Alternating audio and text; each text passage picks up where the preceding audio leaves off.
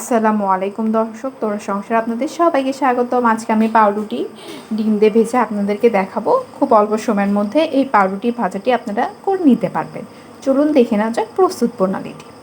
এখানে আমি 2টা ডিম নিয়েছি এবং স্বাদ মতো নিয়েছি চিনি। ডিমটি আমি ফেটে নিচ্ছি।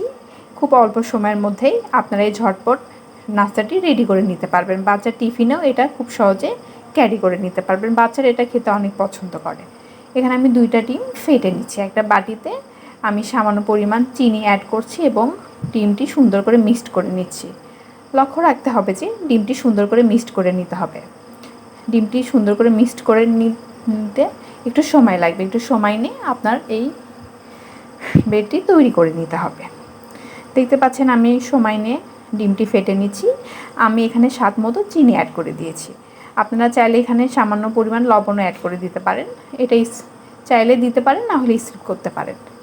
সম্পূর্ণ উপকরণটি সুন্দর করে মিক্সড করে নিচ্ছি চামচের সাহায্যে।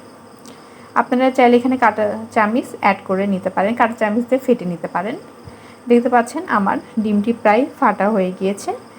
সুন্দর করে ফেটে নিচ্ছি ডিমটি। এই পর্যায়ে এখন আমি পাউরুটিটি ডিমের ভেতরে চুবিয়ে নিব। দেখতে পাচ্ছেন সুন্দরভাবে মিক্সড করা হয়ে গিয়েছে। খুব অল্প সময়ের মধ্যে ঝটপট এই নাস্তাটি আপনারা তৈরি করে নিতে পারবেন। খুব ইজিলিভাবে আপনারা এই নাস্তাটি রেডি করে নিতে পারবেন। প্লিজ আমার ভিডিওটি ভালো লেগে থাকলে অবশ্যই লাইক, কমেন্ট, শেয়ার করতে ভুলবেন না। সবাই আমাকে বেশি বেশি সাপোর্ট করবেন। দেখতে পাচ্ছেন এখানে আমি সব পাউরুটিগুলি ডিমের ভিতর ভিজে নিচ্ছি।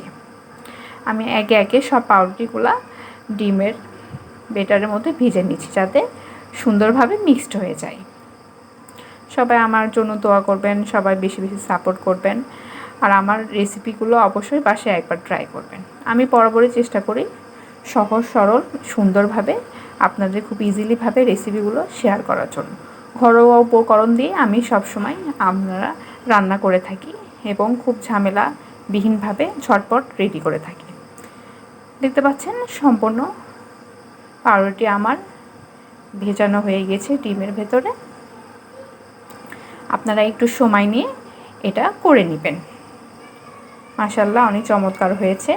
আমার 2টা ডিমে একদম পারফেক্ট হয়ে গিয়েছে, সব পরিমাণ একদম ঠিক আছে। এখন আমি চুলায় একটা ফ্রাই প্যান বসিয়ে দিব। আপনারা অবশ্যই এইভাবে যদি এই ডিমের অমলেটটি তৈরি করেন, ডিম পাউরুটির অমলেটটি, তাহলে খেতে একদম সুস্বাদু হবে। এখন আমি ফ্রাই প্যান উঠাই দিচ্ছি।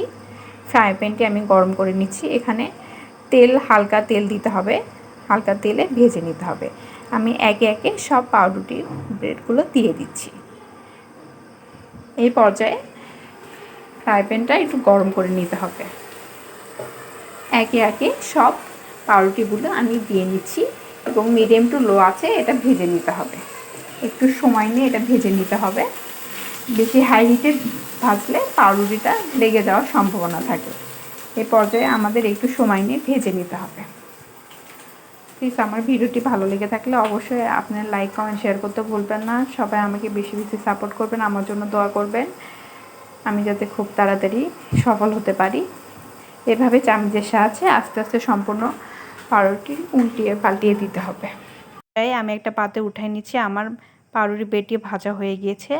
আমি এখন সব পরিবেশন করছি। সবাই ভালো থাকবেন, আমার জন্য দোয়া করবেন। আল্লাহ হাফেজ।